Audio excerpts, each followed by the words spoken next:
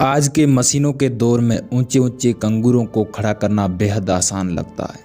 वहीं इस धरती पर सतह से 480 फीट ऊंचे और 4000 साल पुराने इन पिरामिडों का निर्माण कैसे हुआ, आज भी रहस्य बना हुआ है। आज स्ट्रेंज रहस्य आपके लिए लाया है एक ऐसा ही वीडियो जिसमें आप जानेंगे आखिर कैसे हुआ इजिप्ट के पिरामिडों का निर्माण। इजिप्ट यानी मिस्र में दुनिया के सर्वाधिक पुराने 138 बेहतरीन पिरामिड मौजूद हैं, जिन्होंने पिछले 4000 सालों से कई खतरनाक तूफानों और अर्थक्वेक का सामना किया है। लेकिन इन प्राकृतिक घटनाओं से इन पर जरा सा भी असर नहीं हुआ। इनमें सबसे विशाल और खूबसूरत pyramid the great pyramid of Giza कहलाता है। ये पिरामिड लगभग 10 एकड़ जमीन पर फैला हुआ है। सरल शब्दों में कहें तो इस पिरामिड के अंदर एक दो नहीं बल्कि पूरे 9 फुटबॉल मैदान आसानी से समाये जा सकते हैं। हैरान करने वाली बात तो यह है कि खोजकर्ताओं के मुताबिक इसमें 23 लाख के भारी भरकम पत्थरों का इस्तेमाल किया गया है, जिसमें कई ऐसे पत्थरों का उपयोग भी किया गया जो 50 टन तक भारी थे।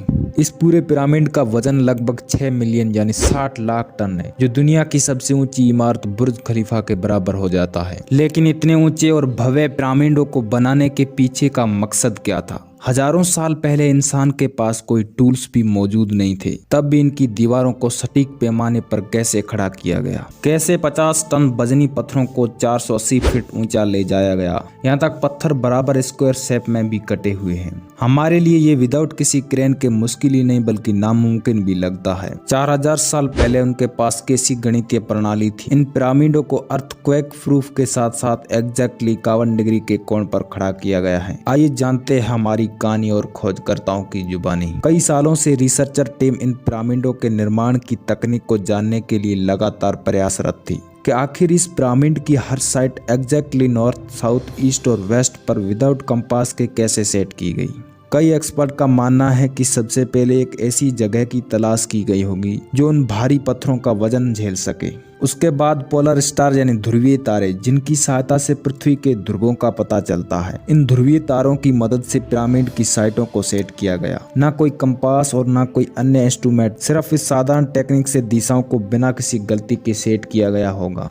अब दिशाएं सेट होने के बाद अगली चुनौती थी जमीन का लेवल सेट करने की। जिस 13 एकड़ की जमीन पर इस पिरामिड का खड़ा होना था, उसका लेवल जरा सा भी ऊपर नीचे होता तो भारी पत्थरों के साथ इस पहाड़ को शिखर तक ले जाना मुश्किल हो जाता। जमीन को लेवल करने के लिए उस वक्त आधुनिक लेजर लेवलर या बबल लेवलर जैसा कोई उपकरण नहीं था। खोजकर्ताओं का मानना है कि लेवल सेट करने के लिए निर्माण भूमि के चारों ओर गड्ढा करके उसमें पानी भरा गया होगा। फिर एक साइड के पानी के लेवल से दूसरे साइड के पानी के लेवल को मैच किया गया होगा। जो पानी के लेवल से हिस्सा मैच नहीं होता होगा, उसे हथौड़े और छेनी के माध्यम से काटकर लेवल किया गया होगा। अब दिशाएं भी मार्क हो चुकी थी और जमीन का लेवल भी हो गया था। अब बारी थी इस पिरामिड को खड़ा करने की, जिसके लिए भारी भरकम पत्थरों की जरूरत थी। लेकिन इन पत्थरों को काटने के लिए उस वक्त उनके पास ग्राइंडर कटर या जैक हैमर जैसा कोई उपकरण नहीं था। लेकिन उन्होंने पत्थरों को काटा भी और स्क्वायर या रेक्टेंगल शेप ढाल भी दिया। लेकिन किसकी मदद से? जी हाँ, आखिर यही एक टूल था जिसकी मदद से पत्थरों को काटा गया।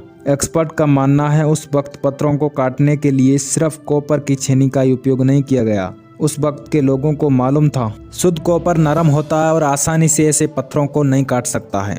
इसके लिए उन्होंने छेनी के निर्माण में कॉपर के साथ आर्सेनिक का उपयोग भी किया। कॉपर और आर्सेनिक से बनी ये छेनी लकड़ियों या पत्थरों के हथौड़ों द्वारा काटने में काम में ली जाती थी। कई घंटों की मेहनत के बाद पत्थर को निश्चित आकार में लाया जाता था। अब अगली चुनौती ये थी कि पिरामिड में उपयोग किया जाने वाला ये खास किस्म का पत्थर, जिसे आज लाइमस्टोन कहा जाता है। इस लाइमस्टोन नामक पत्थर की कटाई पिरामिड कंस्ट्रक्शन साइट गीजा से 250 किलोमीटर दूर टोरा में चल रही थी। अब समस्या ये थी कि इस भारी भरकम पत्थर को गीजा तक ट्रांसपोर्ट करने की। कई पत्थर लगभग 50 टन यानी 50,000 किलोग्राम के बराबर थे, जो लगभग 3 पैसेंजर बस के वजन के बराबर बनता है। और 23 लाख पत्थर सिर्फ एक पिरामिड के कंस्ट्रक्शन में इस्तेमाल होने थे।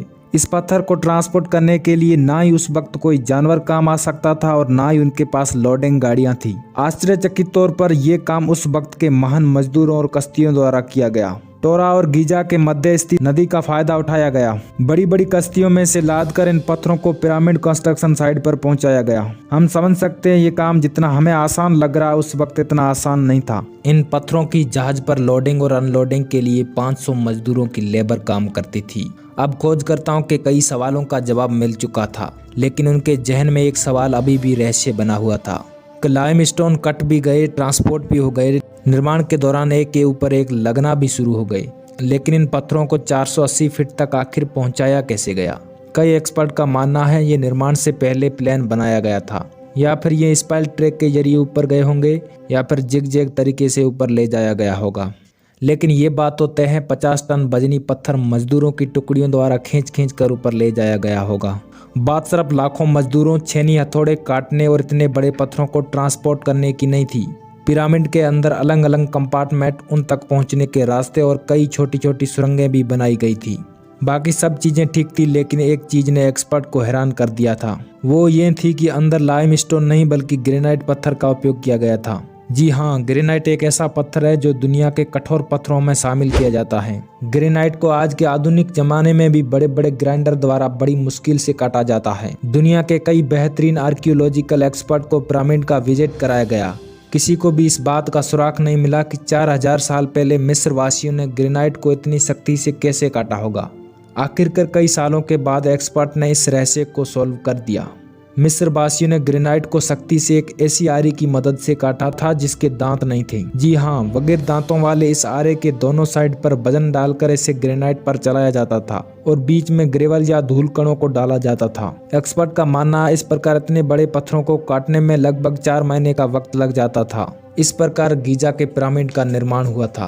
पिछले वीडियो पर आपके प्यार, कमेंट और लाइक का शुक्रिया। अगर आप पिरामिड वीडियो का पार्ट 2 चाहते हैं तो कमेंट करें। अब मिलते हैं एक अगले वीडियो में।